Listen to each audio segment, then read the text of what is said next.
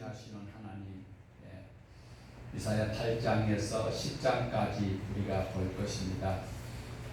우리는 지난 시간에 임마누엘을 주신 7장을 보았습니다. 8장에서는 아람과 그리고 이스라엘을 두려워하지 말라라고 말씀하시는데, 우리가 8장 1절을 같이 읽었던 것처럼 큰 서판에, 큰 판자에다가 글을 쓰라라고 하나님께서 명령을 내립니다. 누구에게요? 이사야에게. 그 서랍하는 글자가 무엇이냐면 마헬살랄하스바스라라는 이런 글을 쓰라라고 말씀합니다. 그 글자가 굉장히 단어가 긴 것 같은데, 그 단어를 네 가지 단어로 조합을 하여서 그렇게 이사야에게 기록을 하라고 말씀을 하고 있습니다. 그것을 하나씩 뜯어보면 신속하게, 그 다음에 약물, 그리고 급속히, 노획물, 그러니까 신속히나 급속히나 노획물이나 탈취물이나 똑같은데, 마헬은 마헤르는 신속하게, 살랄은 약탈, 그 다음에 하쉬, 급속히, 그리고 바하즈는 노획물입니다. 이것을 합쳐서 그 의미를 보았을 때는 약탈과 노획물이 급속히 이를 것이다 라는 뜻을 가지고 있다는 거예요. 그래서 3절 보면 내가 내 아내를 가까이 하며 그가 임신하여 아들을 낳은지라. 아내를 가까이 하면 아이를 낳는가 봐요. 이사야가 아이를 낳을 수 있는 이런 환경이 되어서 그 아이를 낳았는데, 4절에 보면 어떤 이름을 하나님이 주시는가 하니까 방금 신속하게 약탈물을, 그리고 급속히 노략물을, 이 좋지 못한 의미가 담긴 이 이름을 이사야의 아들의 이름으로 지어라라고 말씀을 하고 있습니다.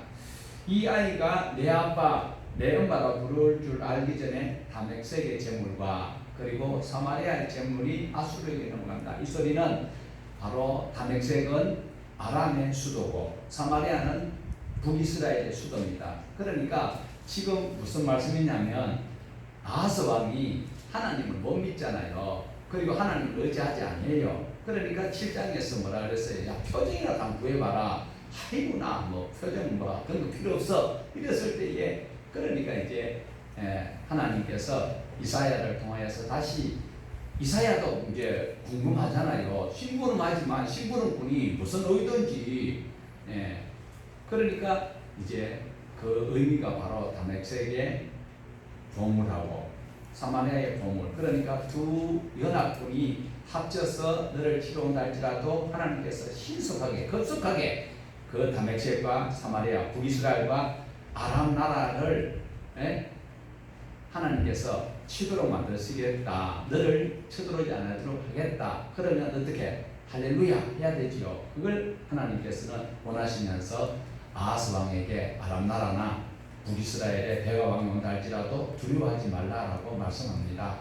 오늘 코로나 때문에 정부 당국에서는 교회 대면 예배를 하지 마라, 이것이 꼭 나쁜 것만 아니라는 거예요. 우리가 건강해야 다음에 또 예배를 드릴 수 있지요. 오늘만 예배 드리고 안 드리고 다음에 예배 드리면 살려준다 이러면은 다 그럴 할 거예요. 근데 오늘 예배 드리고 코로나에 걸리면은 안 좋잖아요. 그래서 우리가 하나님을 의지하면서 두려워할 것을 두려워하고 두려워하지 말 것은 두려워하지 않아야 된다라는 것을 꼭 기억을 하셔야 됩니다. 마헬살랄하스바스. 그런데 이 이사야에게 자녀들의 이름을 이리 불러라고 했던 하나님께서 동일한 시대에 북이스라엘에서 하나님의 말씀을 전하고 있던 선지자 한 사람 또 있잖아요. 혹시 기억하세요? 호시아가 그랬잖아요. 그러니까 하나님께서는 이러한 방법으로라도 그 시대에 살고 있던 사람들이 하나님의 사용하는 사람들을 통하여서 그 대표적인 의미를 부여할 때에 바로 깨달으라라는 것입니다. 어쩌면 이 코로나가 지금 백신도 없고 치료약도 뚜렷한 것이 없지만, 이것 때문에 우리가 하나님을 더 확실히 알 수 있는 이런 기회가 되어야 된다. 무조건 코로나 두려워할 것이 아니라 코로나보다 누구를 더 두려워해야 돼요? 여호와 하나님을 더 두려워해야 돼요. 그러면 하나님께서 하신 말씀이 우리가 다시 한번 더 오늘 또 계속 이야기할 것이고 앞으로도 계속 이야기할 것이겠지만 우리가 하나님 말씀대로 안 살았기 때문에 이런 일이 오는 거예요. 레위기 26장에서 분명히 율법은 생명과 평안이라고 했어요. 아이살롬이에요. 그런데 우리가 그 말씀대로 살면 애굽에 내렸던 어떤 질병도 내리지 않겠다라고 말씀하셨어요. 애굽은 우리가 오늘날로 비유를 할 수 있다면 세상에 질병이 내리지 않겠다 했는데 그리고 하나님 말씀도 살지 않으면 이런 어려움은 당연히 오게 되어 있다는 것입니다. 그래서 5절부터 책망과 경고의 말씀이 쭉 나오고 있습니다. 유다 땅 예루살렘 사람들의 눈에 보이는 그 보는 것이 다가 아니고 하나님을 의지하지 않냐고 아수르를 의지하는 그들에게 하나님께서는 오히려 아수르를 통하여서 하나님을 의지하지 않는 유다 그리고 예루살렘 사람들을 치도록 만들겠다라고 경고를 하고 있습니다. 자, 그러면 과연 어떤 일이 벌어질까요? 하나님께서 어떤 말씀을 하십니까? 유브라데 강이 범람하여 유다의 목까지 물이 찰 것이다. 이런 경험할 수 있나요? 요번에도 갑자기 얼마 전에도 보세요. 소나기 막 왔는데 지금 문창교회 그 지하차들 차 못 간다고 문자가 막 긴급 문자가 뜨는데 지금 요번에 홍수를 인해 가지고 요번에 그 경험을 많이 했습니다. 합천에 있던 소가 떠내려가 가지고 저 80km 밀양까지 가서 떠내려가는 것을 그런 뉴스도 있는데 자 이것이 무슨 말씀이냐면요 물이 차서 유브라데 강이 범람해서 유다까지 온다. 이 소리는 문자적으로 볼 것이 아니라 하나님을 두려워하지 아니하고 하나님 말씀을 의지하지 아니하고 세상의 각종 여론과 그리고 그 자기 편견에서 자기 지식에서 그것을 판단하여서 이렇게 살아갈 때는 결국은 아수르가 유다를 쳐들어온다. 이 소리입니다. 유브라데 강이 넘쳐서 유다까지 올 일은 사실상 없거든요. 그런데 그렇게 된다라고 말씀하시는 분이 하나님이시다라는 것입니다. 강대국이 쳐들어오면 약소국가는 어쩔 수 없는 것이지요. 그럴 때에 이런 이야기를 백성들에게 하나님께서 직접 하시면 백성들이 들을까요 안 들을까요? 아무리 믿음 없는 사람이 할지라도 하나님이 직접 나타나셔서 말씀하시면 들을까요 안 들을까요? 아무리 맞서들 했지만 대답을 한번 해보시라. 김정은이한테 하나님이 나타나셔서 말씀하면 그가 안 들을까요? 그래서 이사야를 통해서 말씀을 하니까 안 듣는 거예요. 선지자들을 통하여서 말씀을 전달하니까 그 당시에 그 사람들이 왕으로부터 아하스 왕으로부터 이스라엘 백성들이 안 들어요.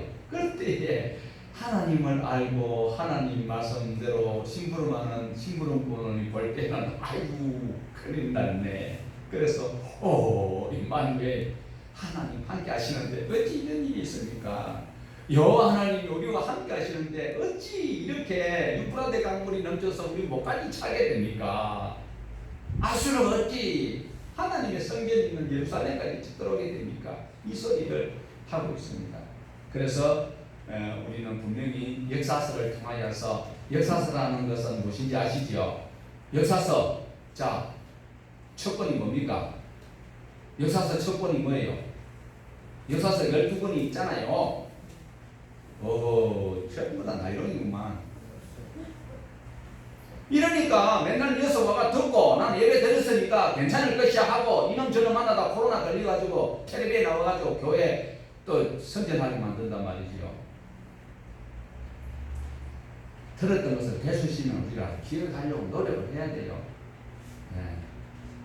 그래도 제일 좀 무안해하는 분이 제일 연세 적은 분만 그렇게 느끼고 다른 분들은 뻔뻔하게 있는데 자 9절부터 아수르를 포함한 강대국의 패망을 노래하는데 이방인과 유대의 나라를 구분을 하지 않고 있다라는 겁니다. 하나님의 백성과 세상의 백성들을 구분하지 아니하고 코로나를 쉐리 보내버리겠다. 교회도 코로나가 걸리고 절권에도 걸리고 다 걸리도록 해버리겠다. 이방 나라나 이방 사람이나 유대 사람이나 구분을 하지 아니하고 하나님을 의지하지 않는 자에게는 하나님께서는 인명사정 볼 것 없이 바로 집행을 하시겠다라는 것입니다.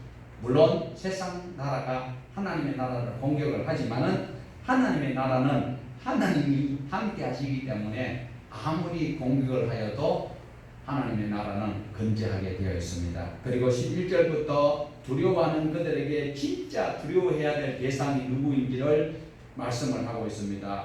우리 12절, 13절 같이 보시겠습니다. 이 백성이 반역자가 있다고 말하여도 너희는 그 모든 말을 따라 반역자가 있다고 하지 말며 그들이 두려워하는 것을 너희는 두려워하지 말며 놀라지 말고 만군의 여호와 그를 너희가 거룩하다 하고 그를 너희가 두려워하며 무서워할 자로 삼으라. 무슨 말씀일까요? 무서워해야 될 대상은 누구인가를 분명히 하라라는 것을 말씀합니다. 주변에서 무슨 말을 한다 할지라도 힘이 있는 나라가 세워지고 그들이 우리를 공격한다고 할지라도 그것을 두려워하지 말고 그 영혼과 육체까지 지옥에 멸하시는 그 하나님을 두려워하라라는 말씀입니다. 여기서 거룩한 여호와 하나님을 두려워해야지 힘 있는 나라, 힘 있는 권세, 힘 있는 정권이 다 하는 것은 아니다라는 것을 우리에게 교훈을 주고 있습니다. 성경은 여러 차례 말씀을 하고 있습니다. 우리가 두려워해야 될 대상은 누구인가, 두려워하지 않아야 될 대상은 누구인가를 성경은 반복적으로 말씀을 하고 있습니다. 그러나 우리는 성경을 내 필요에 따라서 구절을 찾아서 이래 하다 보면 하나님을 오해할 수도 있다라는 것입니다. 아무튼 그 시대를 살고 있는 그들은 하나님이 주신 백성이요 하나님 주신 땅에 살면서도 하나님을 믿지 아니하고 그리고 하나님의 말씀을 듣기는 듣는데 끝까지 붙들지 아니하였습니다. 그러면서 허탄한 예언과 거짓 예언과 듣기 좋은 소리에만 솔깃하고 있는 그들에게 결과적으로 어떤 일이 일어나는가를 말씀하고 있습니다. 아침을 보지 못하고 괴로움과 굶주림으로 위를 쳐다보는 자기의 왕과 자기의 신을 저주할 것이요 자기들이 세운 왕, 자기들이 만들어 섬기는 신, 그 왕과 신이 자기네들을 지켜줄 줄 알았는데 지키지 못하니까 결국은 그 자기가 만든 왕과 자기가 만든 그 신을 원망하게 되어 있다는 것을 말씀하고 있습니다. 사람들이요 신을 얼마나 만드는지 몰라요. 이 자리에도 앉아 계신 여러분 마음속에 하나님이 정말 성경의 하나님인지 아니면 내가 만들어낸 하나님을 믿고 있는지 몰라요. 한국 교회가 지금 그저께 옛날 이야기를 실어놨던데 1200만 명이라고 하는데 1200만 명이 과연 스스로 계시는 여호와 하나님을 믿고 있는지 아니면 자기가 원하는 것을 들어주시는 그런 자기가 만든 하나님을 섬기는지 우리가 살펴봐야 진짜 여호와 하나님을 섬기는 것 같으면요 환경적으로 어떤 조건적인 것 초월하여서 어려움이 있어도 저 높은 곳을 향하여 하면서 대못이 박힌 그 위에 맨발로 걸어갈 수 있는 그런 신앙이 돼야 되지. 자기가 만든 신, 자기가 만든 하나님, 자기가 원하는 것을 들어주지 않았을 때는 원망한다는 거예요. 대부분 한국 교회에 출석하였다가 지금 안 다니는 사람들의 그분들의 경험이 바로 뭐냐면 자기가 만든 신을 자기가 기분 내어서 한번 와가지고 하나님 앞에 자기 목적을 요청하였는데 안 들어주시니까 능력 없는 것처럼 별 볼 일 없는 것처럼 세상의 어떤 신처럼 여기고 결국은 그를 욕을 한다는 거예요. 지금 코로나가 걸리는 사람들은 하나님을 욕할까요? 자기가 잘못했는 것을 철저하게 뉘우칠까요? 하나님이 계신 어째 이런 일이 있을까? 제주도의 목사 부부가 온천 갔다가 코로나를 영접하였는데 그 사람들이 하나님 앞에 회개할까요? 어찌하여 하나님 내가 사역을 이렇게 열심히 하다가 그걸 좀 쉬려고 했는데 그걸 못 지켜주시는 하나님이 하나님입니까? 하박국처럼 그렇게 오해할 수도 있다는 오늘 저와 여러분은 분명히 보고 따라가야 될 부분이 있다는 거예요. 그것이 무엇이냐면 하나님의 말씀을 부분에 좋은 말씀만 뽑아서 줄치고 읽고 암송하고 그것이 믿음이냐 헛자랑하는 그 신앙이 되지 말고 창세기 1장 1절부터 요한계시록 22장 마지막 절까지 자세히 보면서 그 하나님을 따라갈 수 있기를 주님의 이름으로 축복합니다. 그 시대에 그들은 거짓 예언과 허탄한 이야기로 그 말에 유혹이 되어서 넘어갑니다. 대통령 선거할 때도 많은 공약을 다 내지요. 그 공약대로 다 해주시면 하나님이죠. 우리는 다 못합니다. 그러나 공약을 지키려고 하는 노력이 결과가 나타나도 지키려고 하는 그 과정이 나타나 보인다면 어떤 누구도 비난할 방법이 없습니다. 그런데 그런 것조차 하지 않는 것이 약한 인간들이 그 순간을 모면하기 위하여서 내놓는 공약일 수도 있습니다. 자, 하나님께서는 이사야를 통해서 이 말씀을 기록하는데 이 말씀이 단지 그 시대에 아하스 왕과 이스라엘 유다 백성들에게만 되는 말씀이냐? 이 말씀이 지금 이 시대에도 똑같이 적용되고 있다는 말씀을 꼭 염두에 두시고 이 말씀을 읽어보시고 이 말씀을 따라서 하나님이 계신 곳까지 갈 수 있기를 축복합니다. 많은 사람들은 눈에 보이는 현상 때문에 두려워하고 있습니다. 헛된 것을 통해서 문제 해결을 하려고 왜? 하나님 말씀대로 살면 원칙대로 그 모든 레시피대로 해야 되는 것이고 그러나 간편하게 호주머니에서 싹 끄덕내서 라면 숯 하나만 딱 넣어도 맛이 달라지는 이 기발한 아이디어를 얻으려고 하는 예수쟁이들 되지 마시고 참 하나님을 섬기는 그리스도인이 될 수 있기를 주님의 이름으로 다시 한번 더 당부합니다. 코로나 우리가 예방하고 조심하면 하나님께서 그 지혜를 주셔서 어떠하면 안 걸릴까를 늘 기억할 수 있도록 우리를 붙들어 주실 줄로 믿습니다. 오늘 저와 여러분은 이 보이는 이 환경 가운데서 하나님을 의지한다고 하는데 정말 내가 하나님을 의지하고 있는가? 한번 자기 양심에 한번 물어보세요. 내가 신앙생활을 지금까지 하고 왔는데 하나님을 정말 의지하고 하나님 말씀대로 살려고 노력했던 삶의 프로테지가 얼마나 되는지 자문자답해 보시기를 바랍니다. 중요한 것은 내가 어떻게 사는가가 굉장히 중요합니다. 말씀의 기준에 가깝게 사느냐 아니면 말씀하고 관계없이 주일날 예배당에만 오면 예배만 드리면 된다라고 생각하는 이 모호한 신앙인가를 우리는 다시 한번 기억을 해 보셔야 합니다.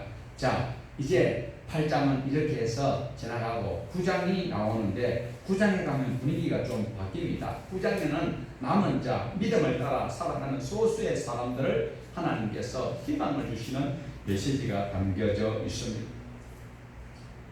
아하스 왕과 그 유대 사람들이 예루살렘의 국왕과 그 모든 재판장과 이 사람들은 신앙이 그렇게 썩 좋지 못하고 보이는 것만 쫓아갔지만 이제 그런 가운데서도 하나님께서 보실 때는 믿음으로 살려고 하는 소수의 사람, 남은 자들이 있더라. 오늘 이 자리에 있는 여러분이 남은 자가 되기를 주님의 이름으로 축복합니다. 이 자리에 있다고 다 남은 자가 될 수는 없습니다. 왜? 내가 하나님 말씀대로 살려고 노력하는 의지가 없다면 참선한 자는 될 수 있어도 남은 자는 될 수가 없다는 것을 기억을 하셔야 됩니다. 자, 남은 자에게 어떤 메시지가 희망이냐 하면 9장 1절에서 7절까지 보면 누가 오실 것이다 라는 메시지를 줍니다. 누가 오실까요? 예수 그리스도가 오실 것이라고 직접적으로 이사야서에 보면 반복적으로 심판과 회복의 말씀을 하고 있다라는 것입니다.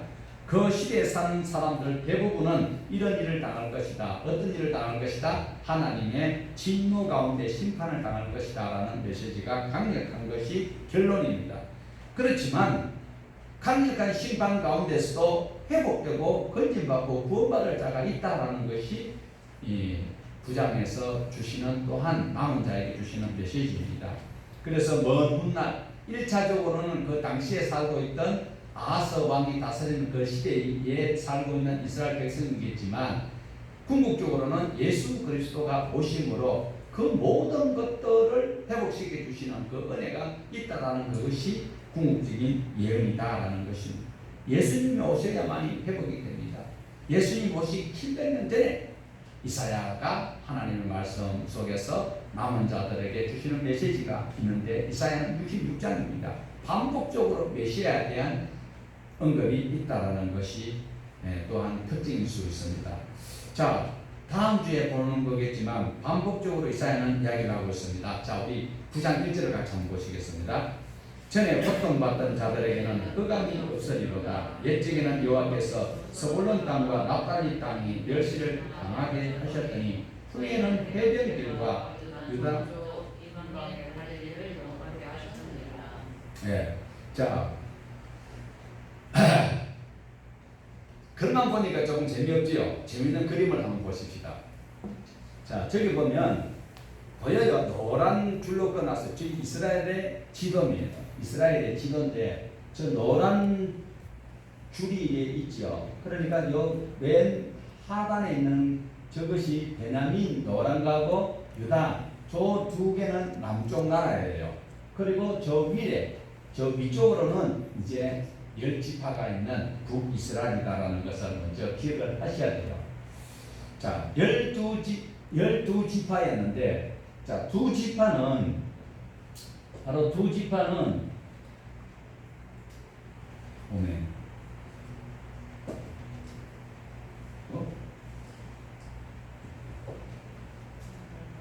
자, 두 지파는 요 베냐민하고 유다입니다.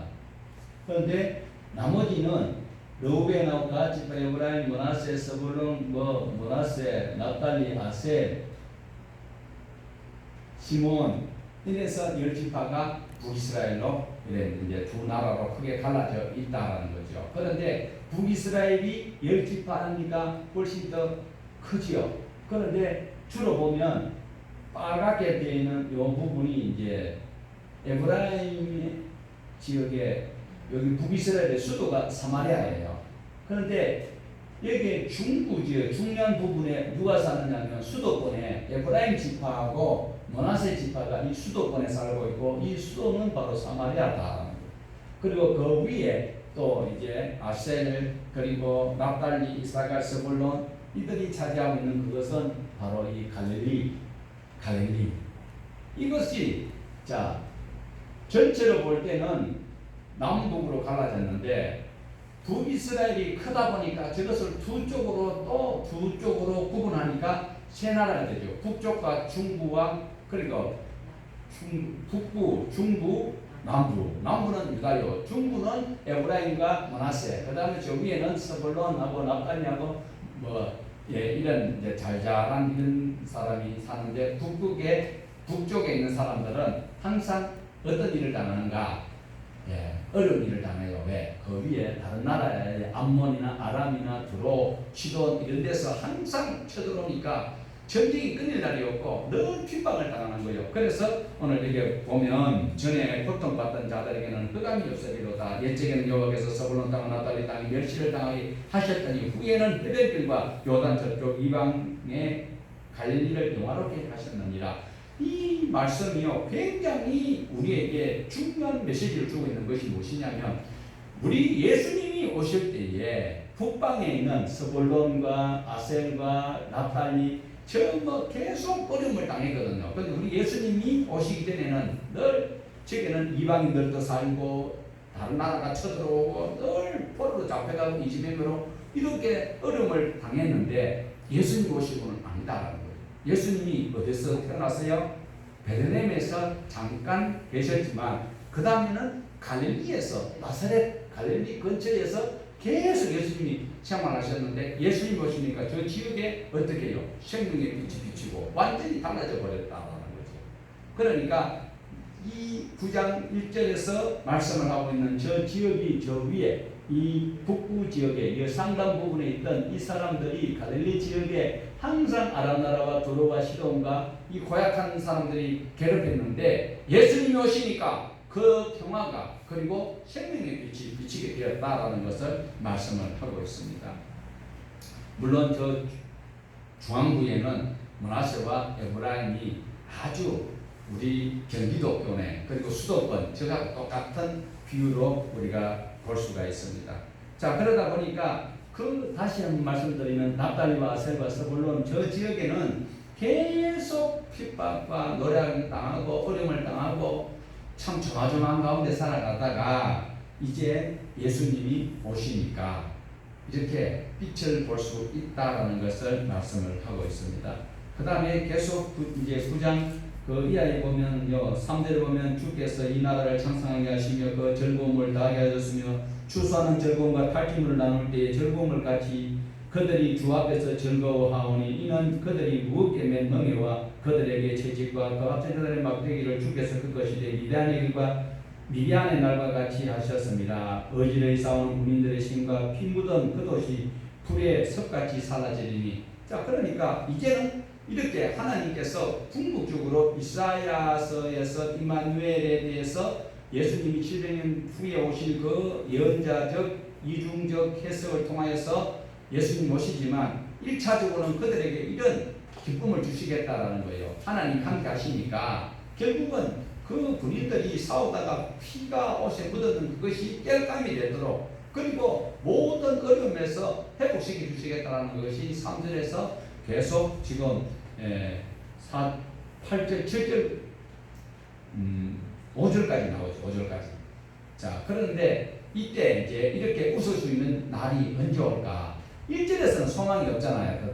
소망이 없어요. 그런데 이제 3절에서 5절까지는 이렇게 웃을 수 있는 이런 때가 온다. 그 때가 언제 오느냐? 우리 6절까지 보시겠습니다. 이는 한 아기가 우리에게 낳고 한 아들을 우리에게 주신 바 되었는데 그의 어깨에는 정사를 메었고 그의 이름은 기노자라. 보사라. 전능하신 하나님이라. 영존하시는 아버지라. 평강의 왕이라 할 것입니다. 자, 이분이 누굽니까?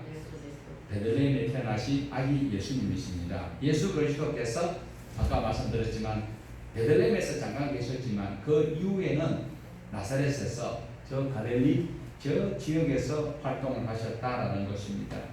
자, 이것을 바로 흑암에 있는 백성들에게 빛이 되어주시는 주님이 오신다라는 것을 마태가 인용을 하고 있습니다. 우리 화면 나오는 구절을 다시 한번 읽어보시겠습니다. 마태복음 4장 12절에서 16절까지인데 같이 한번 보십시다. 예수께서 요한이 잡혔음을 들으시고 갈릴리로 물러가셨다가 나사렛을 떠나 스불론과 naphtali 지경 대변에 있는 가버나움에 가서 사시니 이는 선지자 이사야를 통하여 하신 말씀을 이루려 하십니다. 이르렀으되 스불론 땅과 naphtali 땅과 요단강 저편 해변길과 이방의 갈릴리여 흑암에 앉은 백성이 큰 빛을 보았고 사망의 본대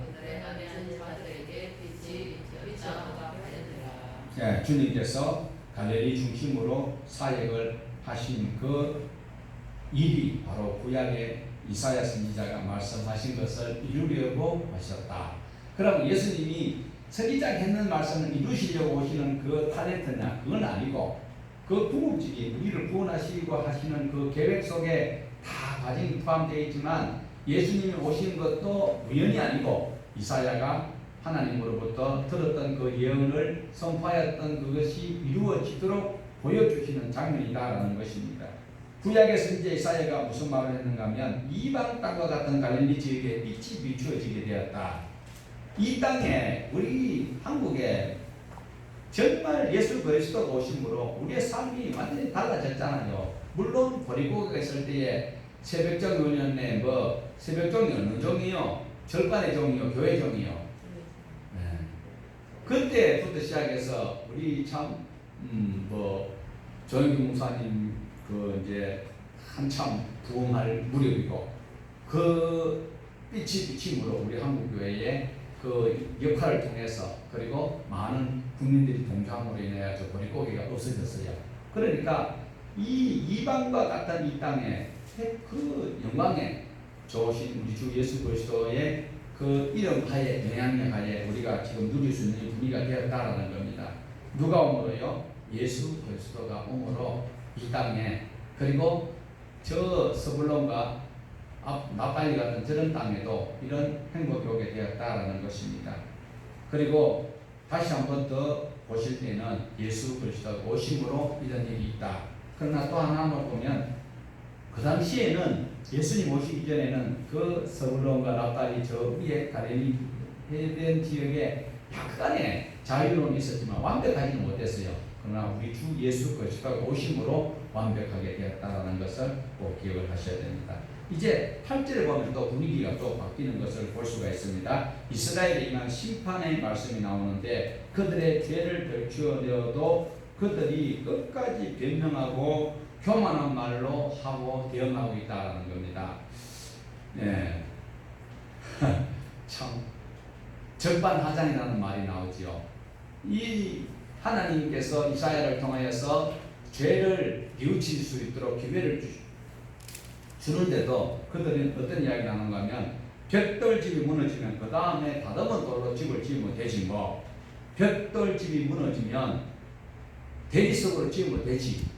포도밭이 망가지면 백향목을 심으면 되지. 지금 이렇게 교만하다는 거예요. 어떤 사람이 그랬대요. 하나님과 내기를 하자 그랬대요.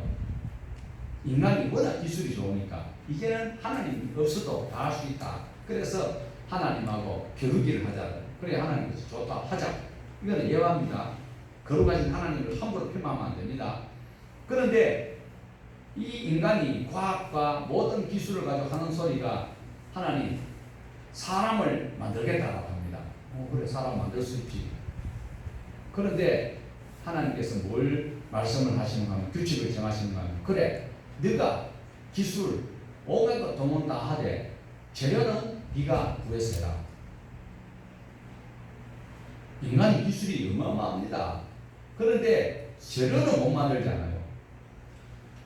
하나님이 사람을 무엇으로 만들었어요? 흙으로 만들었죠. 그런데 그 흙은 누구고요? 하나님이고요. 그러니까 인간이 하나님이 만들어 놓았던 그 기반 위에서 자기가 어떻게 아이디어를 더할 수도 있지만 할 수 없다라는 거예요. 그런데 이렇게 교만한 말을 하면 안 되는데 이스라엘 사람들이 이사야가 이렇게 죄를 지적하는 말씀을 바로 깨닫고 뉘우치고 돌아와야 되는데 보릿고개에 손자들한테 이야기하면은 그때 참 먹을 것도 없고 힘들다가 막 할머니 라면 삶은지 왜 굶어서 이러면 참 할 말 없는 것 그 아이와 같은 소리를 이 당시에 하고 있다라는 것을 말씀을 하고 있습니다. 오늘 저와 여러분도 어떤 일이 생겼을 때에 분내지 말고 화내지 말고 하나님의 말씀을 붙들고 거기서 자복하고 회개를 해야 돼요. 돌이켜야 돼요. 뉘우치기만 뉘우치고 깨닫기만 깨닫고 삶은 여전하면 그거는 아주 악한 말이보다도 더 악한 짓을 하는 거라고 볼 수가 있습니다. 자 이렇게 했을 때에 하나님께서 이스라엘을 칩니다. 여전히 하나님을 찾지 않고 교만하게 말하는 그들에게 하나님께서는 어떻게 하시는가 하면 그 이스라엘 중에 머리와 꼬리를 종려나무 가지와 갈대를 어떻게 하겠다? 잘라버리겠다라고 말씀합니다. 말 그대로 머리는 누굽니까? 장로지요. 꼬리는 거짓말을 가르치는 선지자. 성경에서 말하고 있는 말씀입니다. 머리는 장로와 고관들이요 꼬리는 거짓을 가르치는 선지자. 그들을 하나님께서는 잘라버리시겠다라고 말씀하고 있습니다. 자 우리 16절 한번 보실까요? 16절 백성을 인도하는 자가 그들을 미혹하니 인도받는 자들이 멸망을 당하는도다. 자 예를 들어서 신천지에 가면 구원을 받아요? 못 받아요? 그런데 신천지에 가서 난 옛날에 기성교회 다니다가 기성교회에서 하는 것 때문에 시험 들어서 신천지에 가니까 너무 좋다. 그랬는데 거기 있다가 만약에 다 죽었어.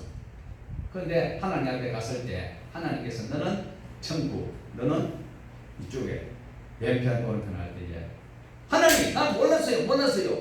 그럴 때 하나님께서 아이고 몰랐나? 아이고 그러구나. 그동안 얼마나 시험 들었냐. 그래 내가 위로해주기 네 친구 가라. 그럴까요? 여러분 교회 선택 바로 하셔야 됩니다. 하나님의 말씀이 참 말씀을 전가하는지 아니면 내한테 유리하고 듣기 좋고 분위기 좋고 내가 우선에 사는데 도움을 주는 그런 교회가 내게 필요한 것인지 잘 기억을 하셔야 돼요. 내가 알지 못해서 따라갔는데 나는 잘못이 없습니다. 세상의 법정에서는 그것이 허용이 돼요. 하나님은 없습니다. 분명히 저는 말씀드립니다. 9장 16절 꼭 기억을 하십시오. 이거 내 책임 없습니다. 라면 참 하나님 책임입니까? 그러면 이스라엘을 기도하는 지도자나 하나님의 뜻을 전하는 선지자들까지 백성을 미혹하는 이때에 그 백성들이 하나님의 말씀이 이러한데 저 선지자가 전가하는 말씀이 맞느냐, 제사장이 교훈하는 말씀이 맞느냐, 왕이 옳은 길로 가느냐를 성경의 잣대에 맞추어서 우리는 따라가야 된다. 그러면 구약에만 있는가? 아니다 말이에요. 신약에서도 예수님께서 말씀하셨어요. 맹인이 맹인을 인도하면 어떻게 된다? 그러면 부정에 빠진 사람은 죄가 없다? 우리가 십자가 걸쳤다고 무조건 그 들어가면 천국 가는 걸로 따라가면 큰일 납니다. 우리 동안계 없이 내기도 큰일 나요. 그래야 그래요. 고개만 끄덕끄덕 하면 누가 보면 머리에 물 찬 줄 알잖아. 그러면 또 방역당국에서 와요. 지금 또 허탄한 말로, 재치 있는 말로, 아름다운 목소리로 유혹하는 그런 시대이라는 것을 꼭 기억을 하셔야 됩니다. 하나님의 말씀을 바르게 듣지도 않고 여기 조금 저기 조금 듣기 좋은 소리에 매료되어서 쫓아가다 보면 그 영혼은 하나님 계신 곳에 가지 못한다는 것을 꼭 기억을 하셔야 됩니다. 하나님께서는 기록된 말씀을 통하여서 스스로 분별할 수 있는 능력을 갖추도록 원하고 있습니다. 사랑하는 여러분, 교회 나와서 늘 말씀만 배우시렵니까? 여러분이 하나님 말씀을 배워서 익혀서 집에서 내 새끼를 지옥 가도록 가르쳐야 되고 바깥에 나가서 가르쳐야 되는 거예요. 그러니까 비대면 예배 드리면 지옥 가는 걸로 착각하면 안 돼요. 여기 와서는 배우고 익히고 마음에 담아서 세상에 나가서 교회를 해야 돼요. 예수님께서 하신 말씀이요, 내 이름으로 두세 사람이 모인 곳에 그들과 나는 절대로 함께 아니하고 어떻게든지 간에 차를 타고 비행기를 타고 내가 있는 내 필요 세운 교회까지 온다고 그랬어요. 비대면 예배 드리면 안 돼요? 돼야 안 돼요? 싸울 걸 싸워야 되고 믿을 걸 믿어야 되고 하나님은 오늘 또 말씀을 읽고 배우고 그 다음에 판단하는 능력까지 우리고 갖추라 그랬어요. 늘 바깥에서 다 이집을 또 하나도 세우고 아멘 아멘 할렐루야 그리고 또 나갔다가 또 이집을 또 하죠. 아멘 생전 처음 듣는 것처럼 하나님 말씀은 맨날 그 말씀이에요. 출애굽기 20장에서 23장에 있는 말씀 그 말씀이 레위기 풀어나누니까 이렇게 긴 거예요. 그런데도 막 어머 생전 처음 듣는 것처럼 아이고 은혜 받았다고. 아이고 그럼 은혜를. 자 우리 17절 하나님께서 특별히 구하는 대상이 있는데 그 대상은 고아와 과부입니다. 고아와 과부를 하나님께서는 특별히 사랑하십니다. 그러나 여기서는 그런 말씀이 아니니까 잘 보자고요. 17절 시작.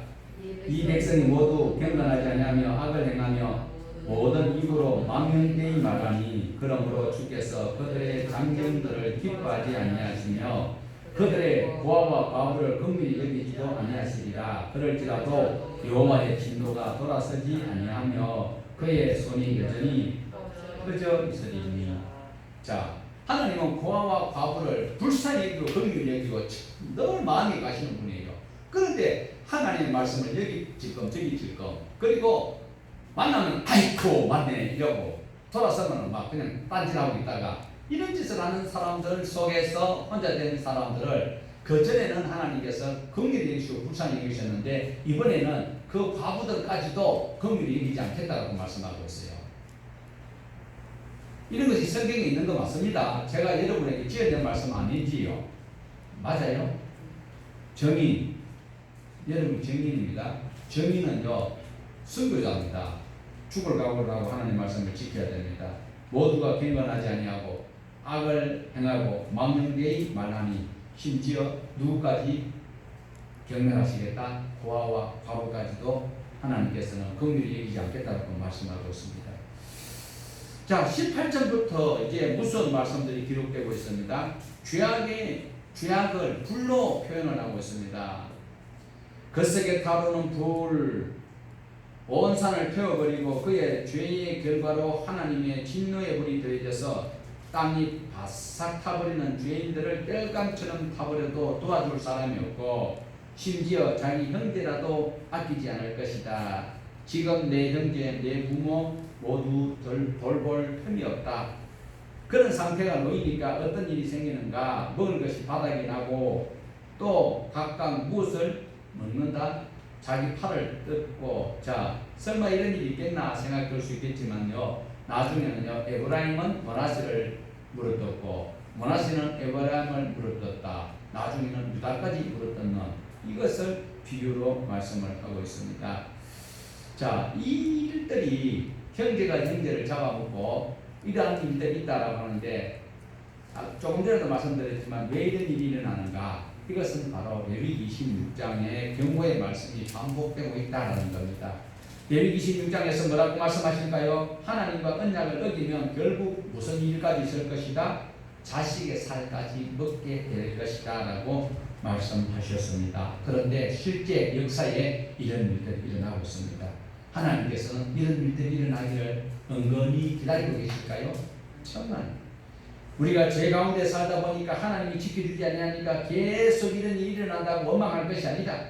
우리는 하나님의 말씀 안에서 이 말씀을 지키기 위해서 노력한다면 내가 생각하는 것보다 훨씬 더 좋은 것으로 채워주신다라는 겁니다. 자, 9장에서 이어서 이제 10장으로 넘어가는데 10장 1절에서 4절까지도 9장에 연속되는 말씀이 나오고 있습니다. 자, 우리 10장 1절에서 2절 보시겠습니다. 불의한 법령을 만들며 불의한 말을 기록하며 가난한 자를 불공평하게 판결하여 가난한 내 백성의 권리를 박탈하며 과부에게 토색하고 고아의 것을 약탈하는 자는 화잇을 진저. 모든 죄인은 다 하나님의 심판을 받게 되는데 특별히 불의한 법령을 만들고 이렇게 하는 거 있잖아요. 자기한테 유리하도록 정권이 바뀌면 항상 자기한테 유리하도록 만들거든요. 그런 자들은 어떻다? 가난한 자를 괴롭히는 자는 어떻다? 강남에 똘똘한 한채를 가지려고 자꾸 약을 수수는 이런 사람들은 뭐가 있다? 그들에게는 화가 있다. 어떤 화가 있다? 큰 화가 있다. 자, 여기에 대해서 죄가 크고 적은 것이 있느냐? 작은 죄도 죄라고 얘기지만 우리가 개혁교회에서 배우고 있는 대열의 문답이라는 것이 있습니다. 대열의 문답에 특별히 구원의 방편을 보면 이런 질문이 나와요. 대열의 문답 150문에 하나님의 법에 모든 범죄자가 본질적으로 그리고 하나님 보시기에 동등한 흉악이 있는가? 그러니까 죄가 큰 죄가 있고 적은 죄가 있는가? 이걸 묻는다는 거예요. 죄가 흉악한데 똑같은 흉악한 것인가? 여기에 대한 대답은 무엇인가 하면 하나님의 법에 모든 범죄가 동등하게 흉악하지 않고 이 소리는 큰 죄가 있고 적은 죄가 있다는 거예요. 어떤 죄는 본질적으로 그리고 여러 가지 악화 요인 때문에 다른 죄보다 하나님 보시기에 더 흉악하고 악한 것이 있다라고 정의를 내리고 있습니다. 그러면 흉악한 죄가 있고 덜 흉악한 죄가 있다 없다? 있다라는 거죠. 자, 이어지는 151문에는 다른 어떤 죄보다 더 흉악하게 만드는 가중하는 요소가 무엇인가 묻고 있습니다. 그 답은 네 가지인데요. 죄 네 가지인데 첫째는 누가 범죄를 했는가? 아이들이 잘못한 것과 어른들이 잘못한 것은 차이가 있다는 것을 말씀을 하고 있죠.